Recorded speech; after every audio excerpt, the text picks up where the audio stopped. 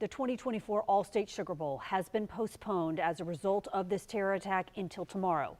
Sports Director Chris Porter joins us now. Chris, just a devastating scene there in New Orleans. And I know that decision to delay the game was not taken lightly. Absolutely not. It would have been difficult to play this game in lieu of what has happened. The college football playoff quarterfinal in New Orleans has been postponed until tomorrow afternoon at 4 o'clock. The game originally was scheduled to be played tonight at 8:45 at the 70,000-seat Superdome. Sugar Bowl CEO Jeff Hundley says all parties agree that it was in the best interest of the public to push the game back 24 hours to Thursday afternoon. Louisiana's governor says he'll attend the Sugar Bowl and is confident the area in and around the Superdome will be safe.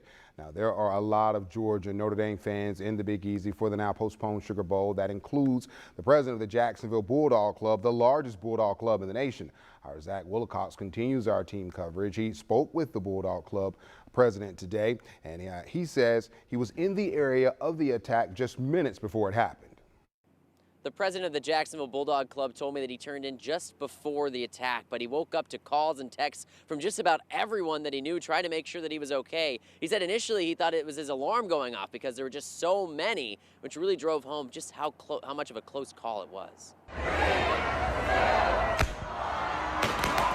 As you can tell by my voice, I was having fun while I was out. As the president of the Jacksonville Bulldog Club, the largest UGA fan club in the country, Tyson Lassen is a frequent face at Bulldog games. I love my dogs. I've been to 9 games this year. I try not to miss any. The fact he got to ring in the new year in a place like New Orleans before seeing his dogs in the Sugar Bowl was just icing on top. That was before he woke up to the news of the attack on Bourbon Street, right where he spent the first few hours of the new year.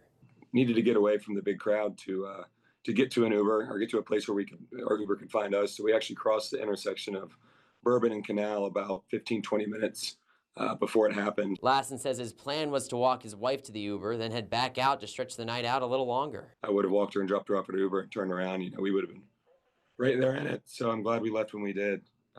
Usually that's not like me, but I had such a long day. I was like, it probably is good to get some sleep. After checking in with his family and friends to let them know he was okay, Lassen's attention shifted to his fellow Bulldog fan club members. Since we have about 700 members in the club, I'd imagine there are a handful of members that are, out here in New Orleans and Bourbon Street, or at least on their way. So we're doing our best to make sure everyone's accounted for and everyone's safe. He's still looking forward to the game, but admits it'll be tough to take his mind away from the tragedy. My heart goes out to everybody who's been affected. I'm glad we left when we did, but it's definitely a eerie vibe around here in New Orleans today.